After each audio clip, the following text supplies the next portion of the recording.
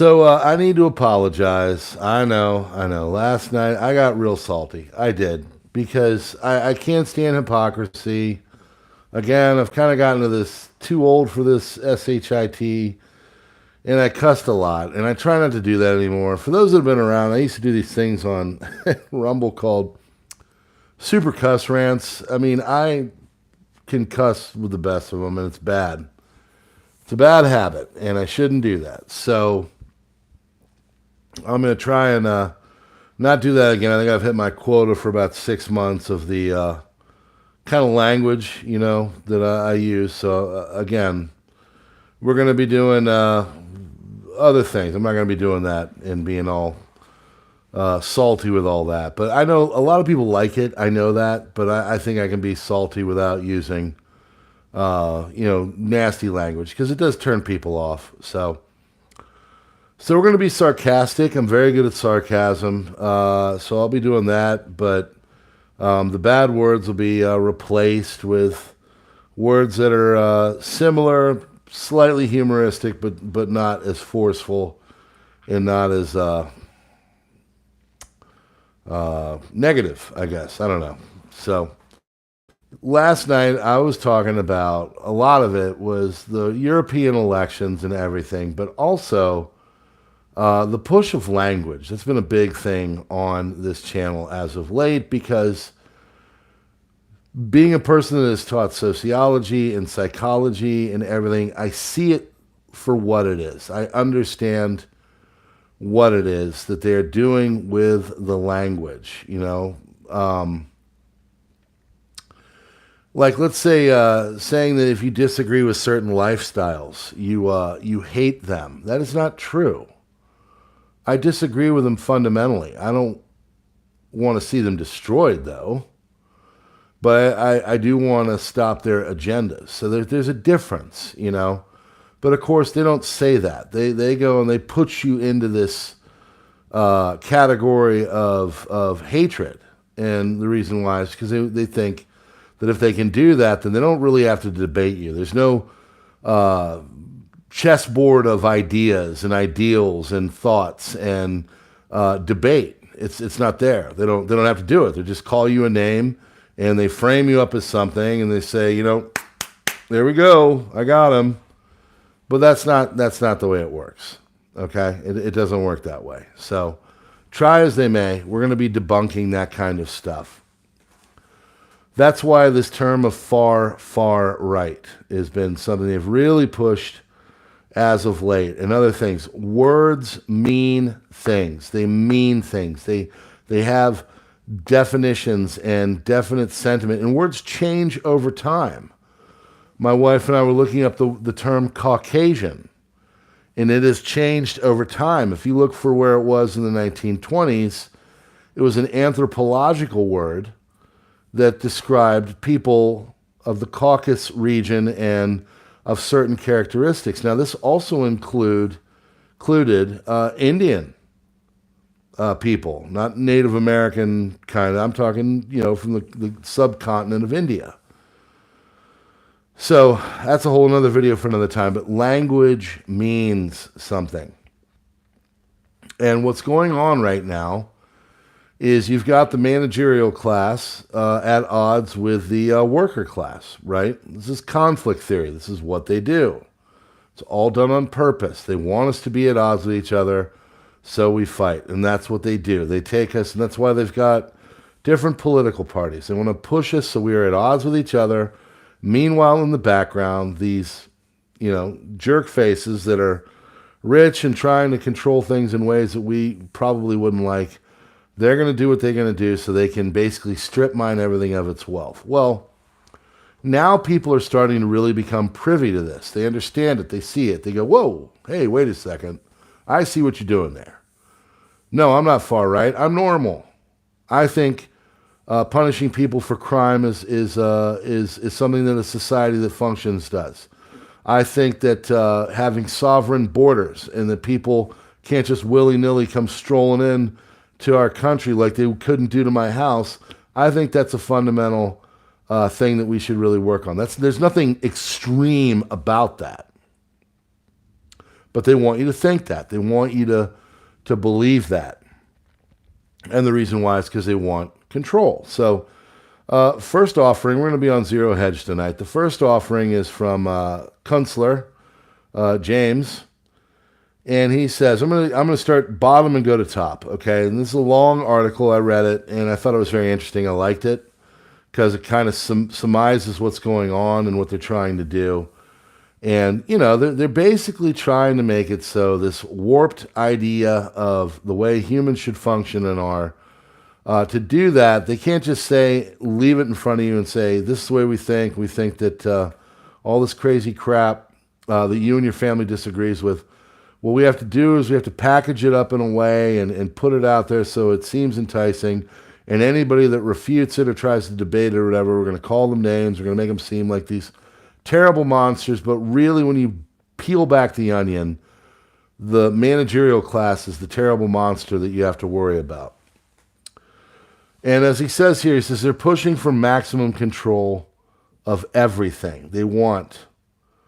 History is taking the world in another direction. And I agree with that. I think as a person that educates in the realm of history, we are definitely going in a way that they don't like. And if anything showed you last night was what happened in the European elections. If there was another direction, that was it right there.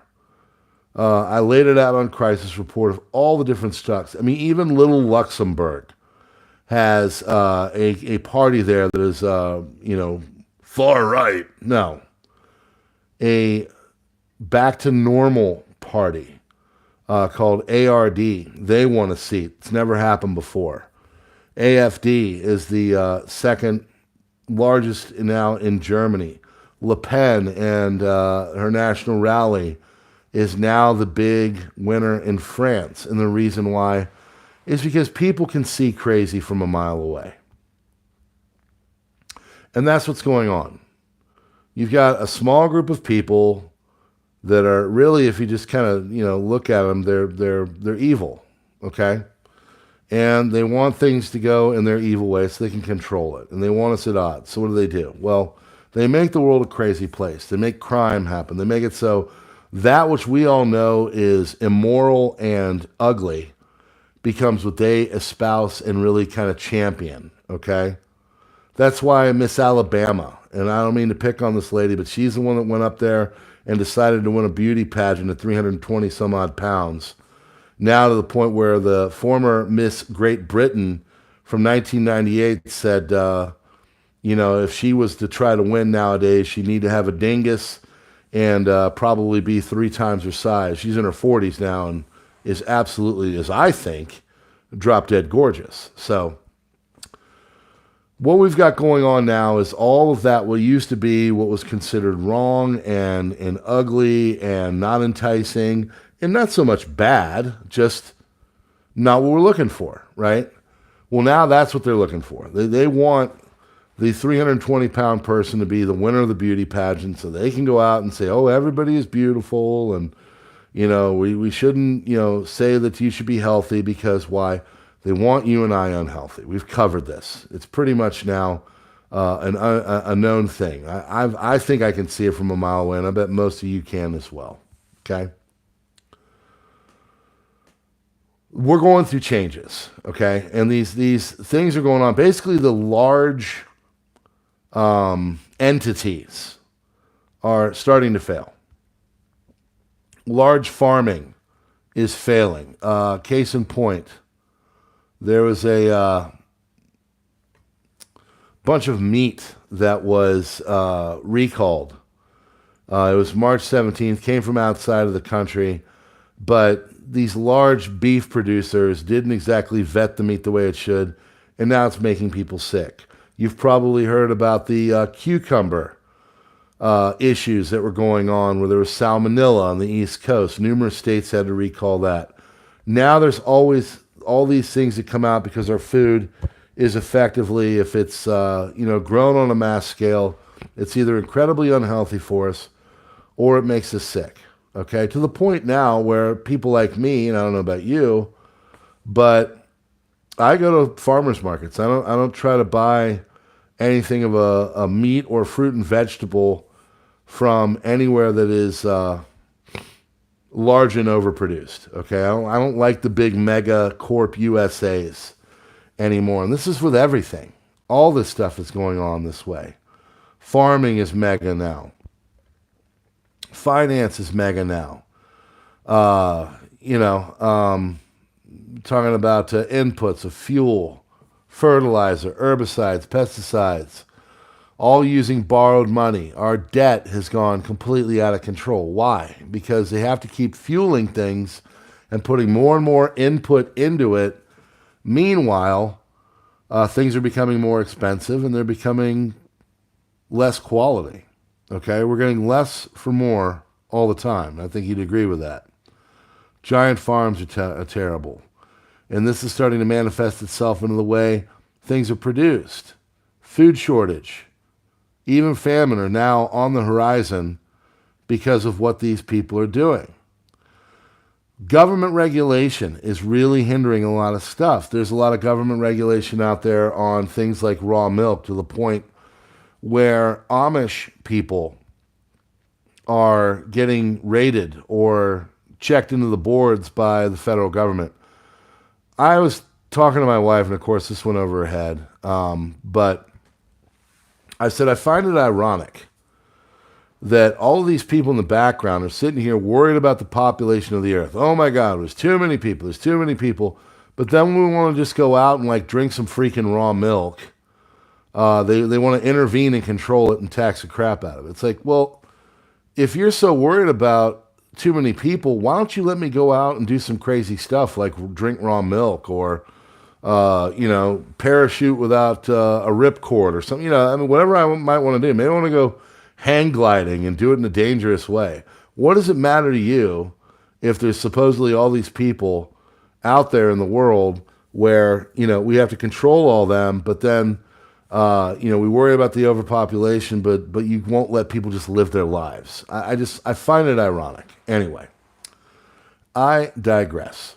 So, where do things start? Things start in education, okay? And things have started to change, as we covered with the AFD and all that. There was a big seismic shift in Europe. Well, there's also one going on in America, and this is freaking out the managerial class, because the centrist conservatives, like that man right there, who by many people talks a good game, but really isn't exactly a full-on, battle-hardened conservative.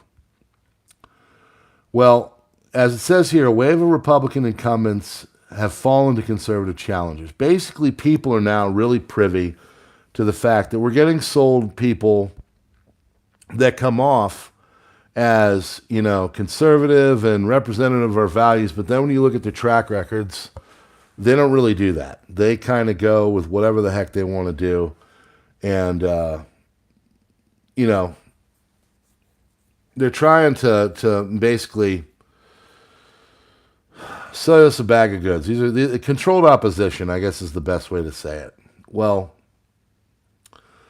concerted joint effort by Governor Greg Abbott, outside groups, and a deep-pocketed donor flipped the seats of 14 Republicans who had opposed Abbott's school choice measure. It's a state record.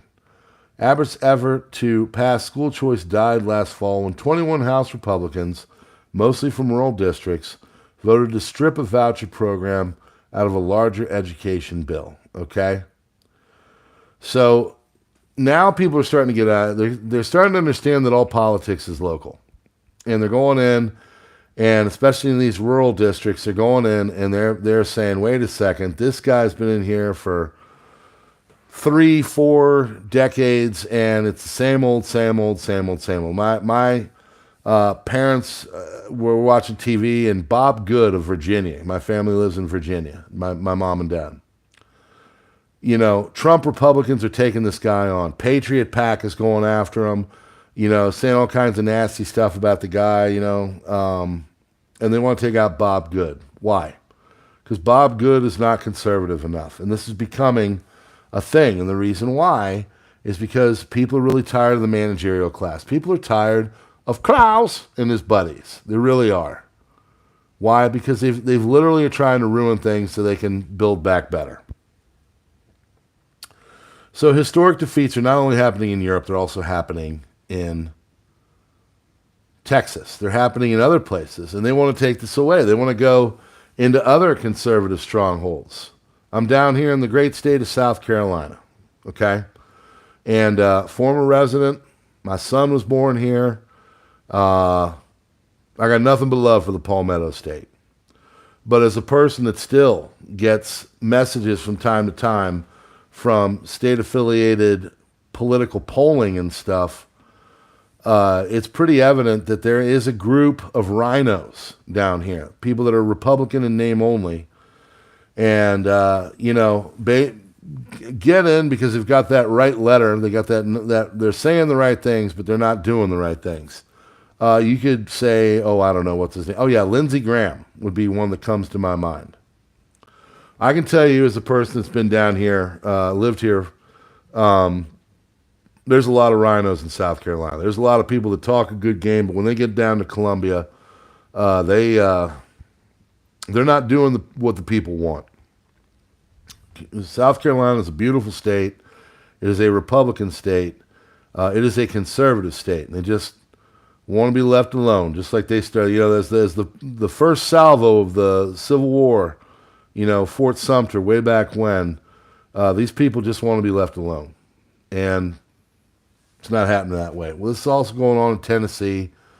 Georgia, I'm sure as well, has got people fighting. So now what they're starting to do is they're going after a lot of these people. For those that don't know Texas politics, David Phelan, or Felon, as many of them call him, is a rhino. And Texas really doesn't like him. This is the guy that basically led the thing to go after Paxton, if I remember correctly. I'm not real up on Texas politics, but I know enough. And I'm pretty sure that Felon was the guy that really pushed to get Paxton out. And he got rebuked. And now people are pissed off and they want blood. So, Felon, who supported the effort to scrap the school voucher language from the bill last year, managed to eke out a runoff win by less than 400 votes.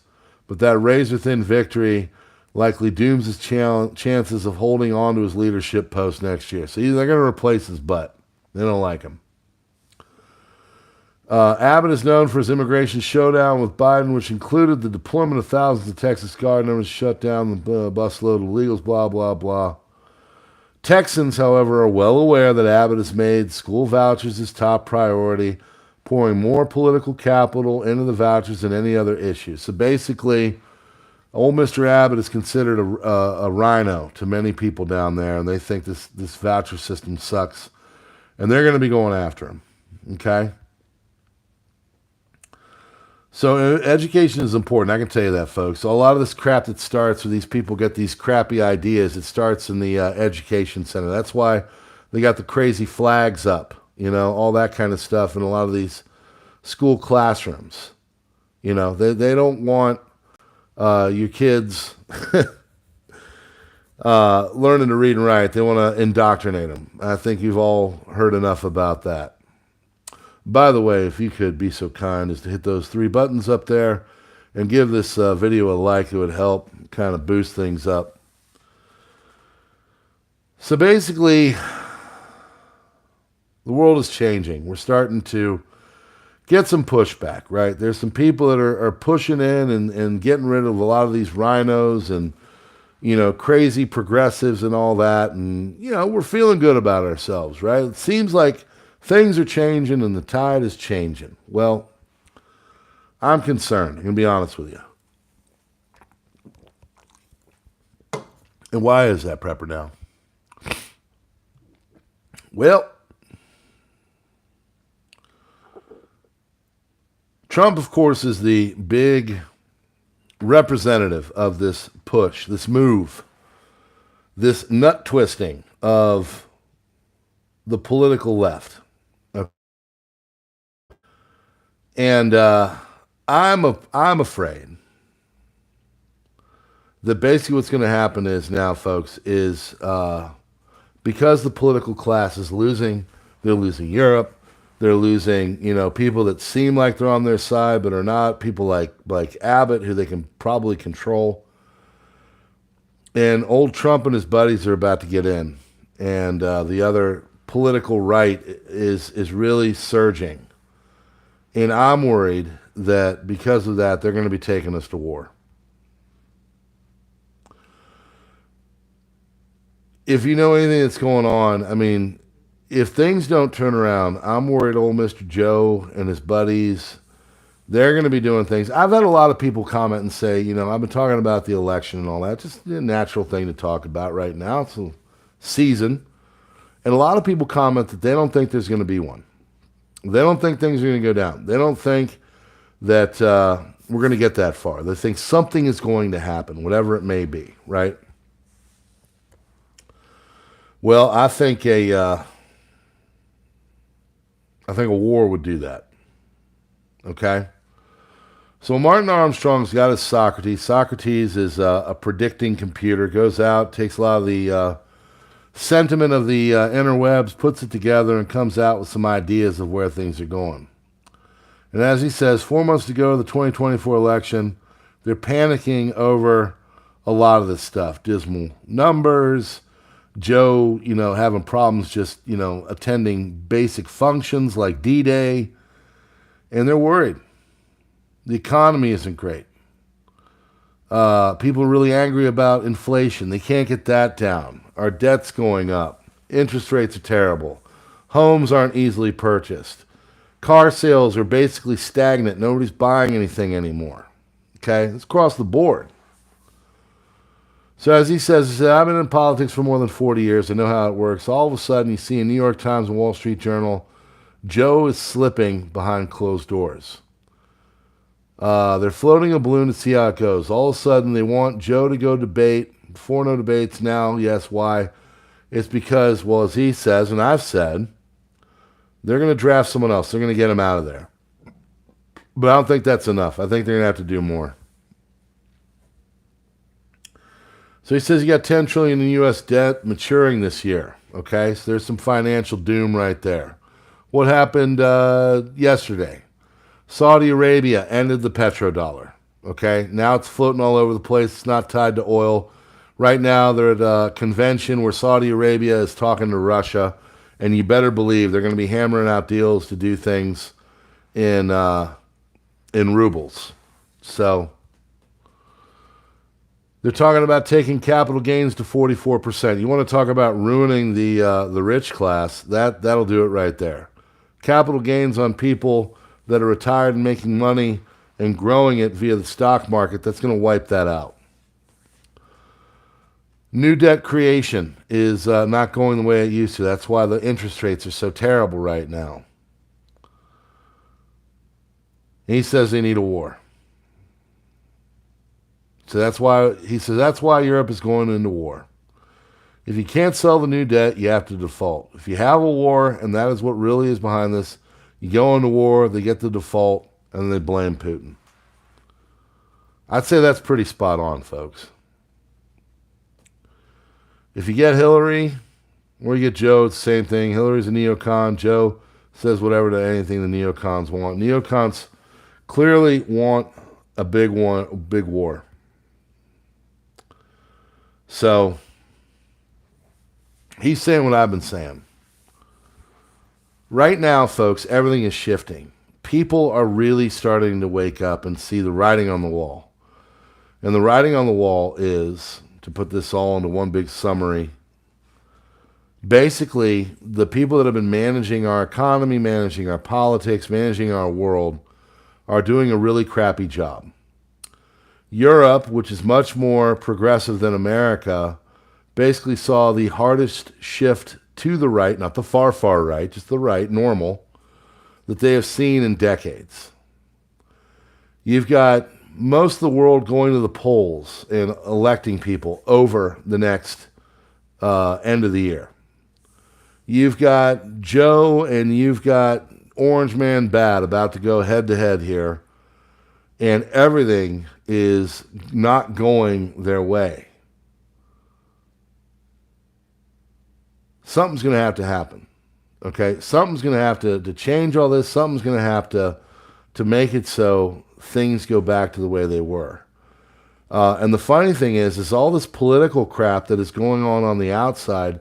If you really know what's going on with the finances and the behind the scenes of the financial situation, sure, you look at the Dow Jones, you look at the NASDAQ, everything's going great. I asked my dad that today. I said, Dad, he's a stock guy, he knows, retired.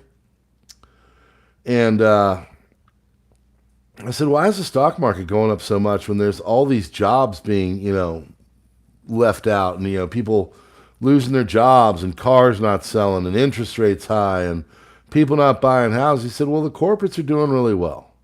They've raised all the prices and they're doing really well. And I was like, okay, just kind of testing the waters. I want to see what he had to say because he's a conservative guy like me and smart and knows his stuff. He knows corporate America. He used to be in it, and he's got the stocks and all that. And you know what? That's going to change. These prices have gone up too much. The money that they're making in corporate America is really now starting to get scaled back. People are not buying as much. People are, my wife, I've been talking about going out, we've been in on vacation land, so we've had to buy some coffees out. I like coffee. She went to a store. Now, this is a boutique store in, Paradise. And the coffee was $9. And, of course, I went into my joking thing and said, oh, my gosh, we got there today, and she wanted another drink. And I went over, and 2 drinks were $14 because she scaled it back a little bit. And, and she looks at me and she goes, we're on vacation. I said, I know we're on vacation. I'm just, ribbing you, whatever. But I'm sitting there and I'm thinking about it. Like, that's unsustainable. It is noticeably, and this is a place that I've come every year for 16 years. I've been going here for a long time.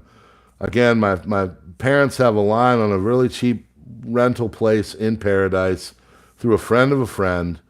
And we normally come in August and in July, and we came first week this year, and it is dead. I mean, it is not what it used to be. I'm not seeing the people out there.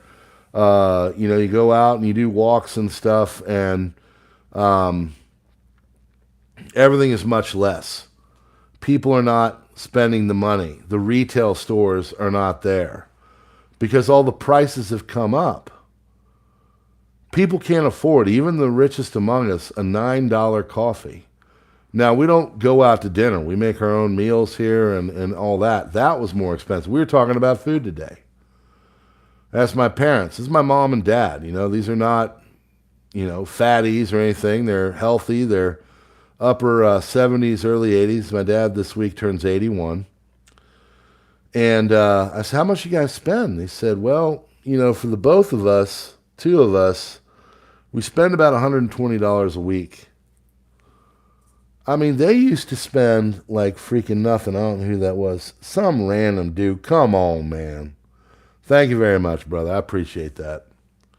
Yeah, I call you my rear admiral now, brother. They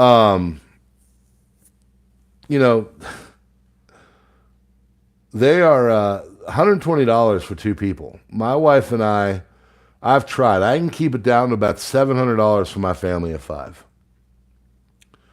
And I told that to my mom and dad. My mom was like, my God, I remember we used to spend, $300 a month when we were growing up. And for me and my brother and my family, we thought that was bad. I said, yeah, think about the people that can't even afford that. There are a lot of people that can't go on vacation. I'm very lucky. I'm very blessed to be able to do this. Come down here for a week and do my thing. And it's awesome. I'm rested and everything. My man Michael in the background said, make sure you're not stressing out over this stuff. I'm as stress-free as it is right now. I'm sleeping in. I did a 10-mile bike ride today. I did a 3-mile brisk walk. Swam with my son for about an hour or so, and we had turkey burgers for dinner. It was a great day. And still put out a crisis report and a PrepperNow video. People are broke, folks. People are mad. The people that are running the show are ruining things, and now we're getting to a point where they can't really hide it anymore, and people are tapped out. The consumer sentiment is down. It's awful, and I really think they're going to take us to war. I do. I said on Crisis Report, this lady came out and said, we're not going into war, we're going into a Cold War. It's going to be more like 1945 than 1938 Europe, right? I disagree. I think we're going into a war. I think we're going into major strife because we basically have kicked the can as far as we can. We can't do much anymore as it pertains to servicing the debt. We can't entice people to buy our treasuries anymore. That's why China and Russia and everybody else are dumping them. The dollar is no longer tied to oil. The BRICS are coming out and stuff. We're really getting to a point where just a few shocks are going to basically make it so all of us feel the pain. Now, as I always say, the good news is we got a little bit of time. We don't got all the time in the world, and we're definitely getting short, but we still got time. We still got time to do things. We still got time to prep and all that. Food is really, I think, a big thing that's going on that people need to prep. I think prepping food is probably one of the smartest things you can do. Prices are going up. It's never going to happen where they're going to come down. They just can't. The interest rates, everything else. And it's going to get out of control. Also, right now, you can still buy good food and you can still store it, whether you can it or you put it in the freezer like we do. You can buy stuff and you can hold on to it for a long time. I saw that thing on the beef getting recalled. I think tens of thousands of pounds of beef were recalled. And I don't get my beef from national sellers. I get my meat and stuff from local farmers around us in central Maryland. There's a couple places I go. Farmers markets and stuff. And, I think, and the funny thing is that it's as cheap or is as affordable as the other stuff. I got 2 cowboy ribeyes to celebrate, the start of summer. One for my wife and I. And these were some really good looking steaks. They were $10 each. If I had gone to Walmart or Sam's Club or whatever and gotten that thing would have been $20 at least.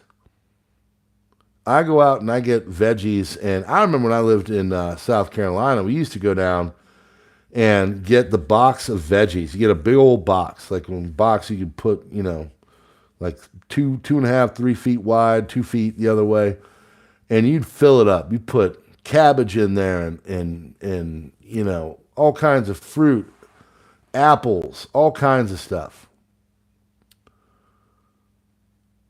Now, and it was for like $20. We go down. I remember there's a farmer's market in Columbia. We go down to Columbia and go to this farmer's market down there on Main Street and fill this box up for $20. Go home, and that would feed us for the week. All the vegetables we want. They had everything in the world. I couldn't buy that for $40, $50 now. It's at least double the price. So what are they going to do? They're going to take us to war, folks. Really, I think that. And the only way to really kind of make it so everything goes back to zero and zeroes out, just like they did in 1945, is to take us to the big one. The problem is, though, is that we are in a time when the weapons and everything are much more destructive. Much more destructive now. All I can say is that, good news is that things don't happen overnight. There's time. But the failures of the managerial class are going to mount. They're going to get worse and worse and worse. You're going to start to see things break down system-wise. Little things that you used to notice are going to add up. And we as a country, as a people, it's going to become too hard to hide, and you're going to really start to see it. And as that happens, people are going to start to freak out, and they're going to start to get more intense with what they do, how they prep, what they do, what they store, all that kind of stuff. It's going to get more intense. And you're going to one day wake up and you're going to go and you're going to notice, and you're probably already noticing this, things that, used to be abundant are not there anymore. Products that used to have, the choice, you're down from 5 choices to maybe 1 or 2. All that stuff is coming. So my hope is that you are prepping and you are doing all the things that you're supposed to be doing, because I think we're growing short in time, and it's going to be the fall, and things are going to really start to ramp up and get going. And at that point, the people that are not aware are going to be aware. So if you love them, tell them, and if you don't, well, do what you can and try to help yourselves and keep things rolling in the right way. But we'll cover it all in the crisis report, then we'll come back over here and we'll talk about it on the old PrepperNow. So I appreciate y'all coming here and sharing the screens with me and talking, and some random dude tipping me. Thank you very much. Very nice of you. I'm just glad you're here, folks. Apologize for cussing so much the other night. I was a little frustrated. I won't be that salty for quite some time. If I'm that salty again, things are going to be really bad. So don't let people call you names and make you feel bad because you believe in normal things. Okay? There's nothing wrong with wanting security for your family. There's nothing wrong for wanting security for your country. And there's nothing wrong for thinking your country is a great place to live because of those things. So don't feel bad. All right, friends, we're going to wrap it up. God bless. I appreciate you. Hit the buttons and stuff up there in the top right corner is the like button, if you could hit that as you go. If you like what we're doing here, darken out the bell, get the notifications, and come on back for more here on the old PrepperNow. We're growing, and it's because of you guys, and we're just going to keep doing it nightly. So I appreciate you. God bless. Stack stock, stick to the plan. Keep your handles full when your powder dry. And I appreciate you coming by, and we'll see you tomorrow night on the next one.